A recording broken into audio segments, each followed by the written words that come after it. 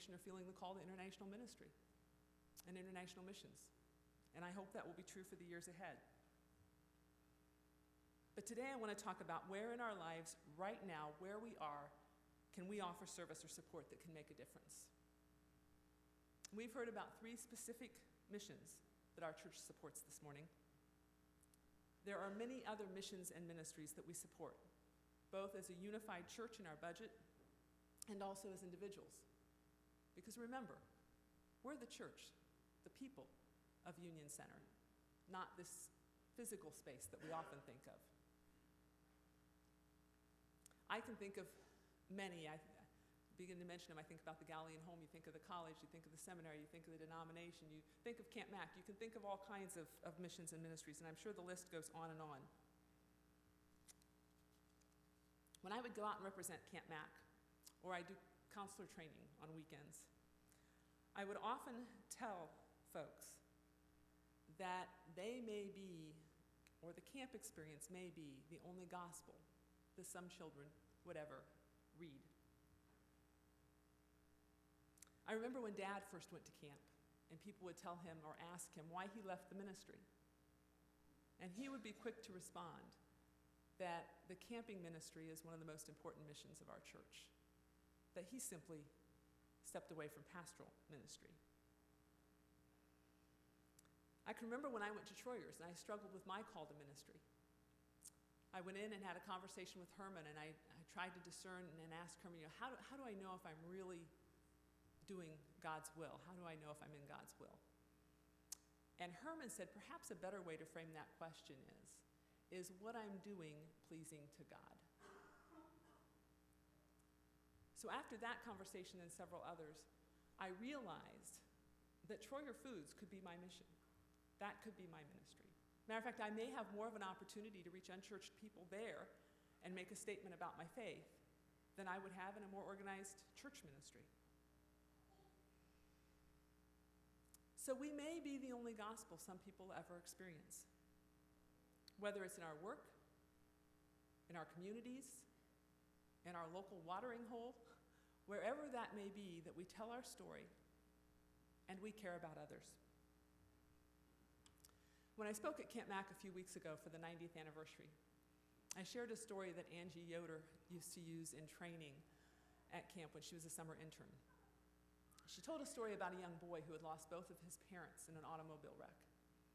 And the police officer came over. It was one of these bears for care kind of things. So the police officer brought a little teddy bear over to the little boy and assured the little boy that God was always with him.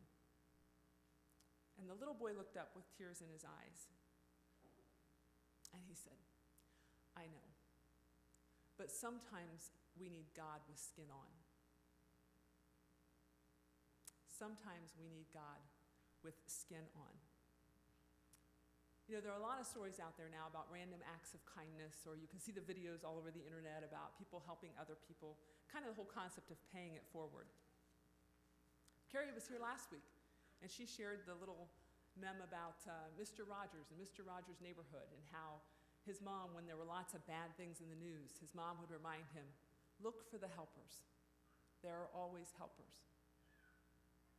Well, as grown-ups, I'd say I'd take that one step farther, and I'd say, be the helper. At NYC a number of years ago, when Paris and I were on staff, Ken Meadham was there, and he was writing songs after every worship service around the theme.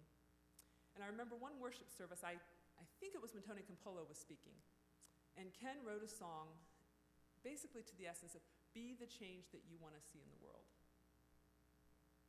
You know, he's saying to the youth, be the change that you want to see in the world. I performed a wedding ceremony yesterday, and one of the things that really impressed me about the maturity of the couple that was getting married is through the premarital counseling time, one of the things they shared was that they wanted to be the change that they wanted to see in their family. What a mature way of thinking about that. So I think this scripture couldn't be clearer. It's not about who's number one. It's not about debating and arguing about who's the most important. Perhaps a few of our presidential candidates could take a note from that playbook. But it's about serving. It doesn't matter if you're the most important. It doesn't matter if you're chosen first. It doesn't matter if you're called to be the chairperson. What matters is that you're willing to serve. Now, you may have heard before that God doesn't call the equipped. God equips the called. It's about using the gifts that God has given us to better serve others. For some, that may be discerning the gifts in others and calling them out. Byron mentioned that last week when he shared about Carrie's role at Bethany. We need to be intentional about calling. It may be caring for children. It may be visiting the homeless or those in prison. For some, it may be using their business aptitude to create resources to support mission and ministry. For some, it may be shepherding a congregation. For some, it may be a week or a summer or a career in outdoor ministries. Mission opportunities abound. The mission field is endless. And just like in the movies, it's really not impossible. Now, granted, we may not be hanging off the side of an airplane on takeoff like Tom Cruise is in the most recent film. By the way, even if you don't see the movie, you need to go out to YouTube and you need to Google this. He did his own stunt on this, so he's actually hanging off the side of an airplane on takeoff. So it's incredible. Don't do that now with your smartphones, but Google it later, okay? Now, we may not be Tom Cruise hanging off the side of an airplane, but if we pay attention to the opportunities around us, we may still be in for the ride of our life.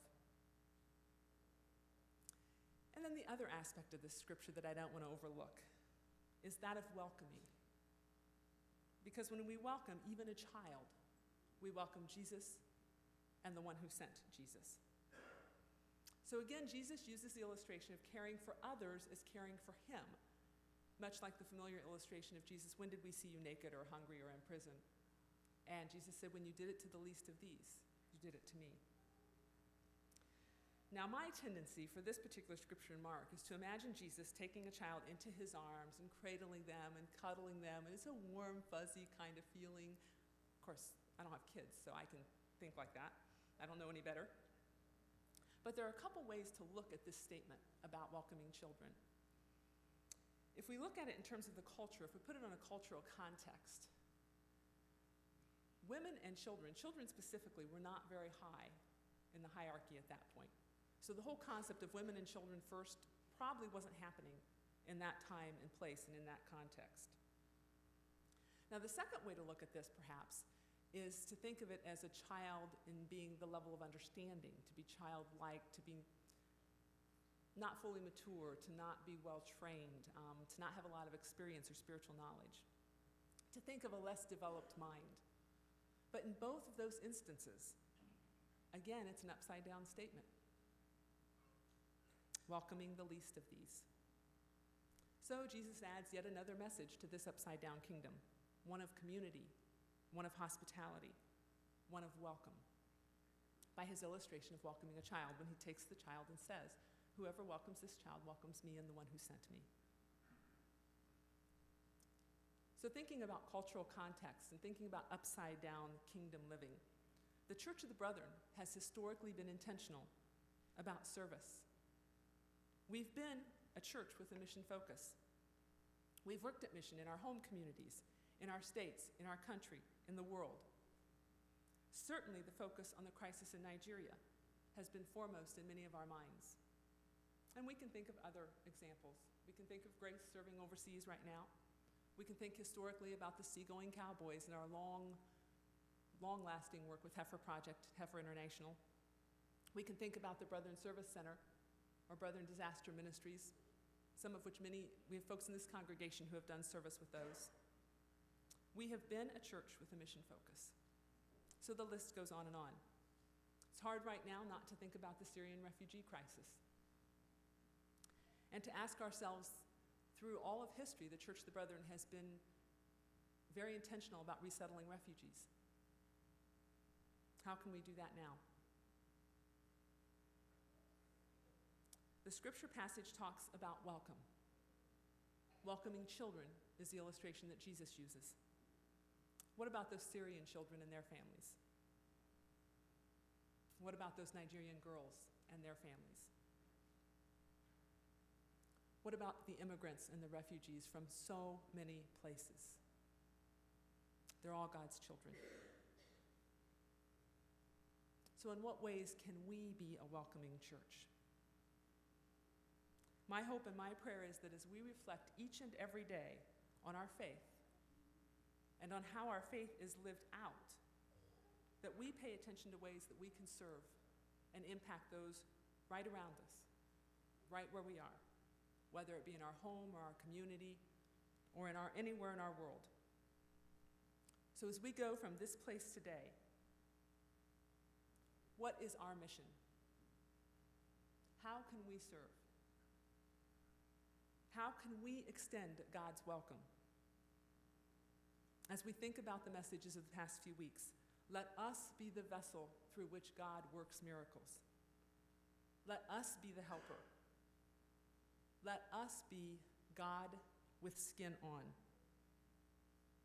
Let us be the change we want to see in the world. This is your mission, should you choose to accept it.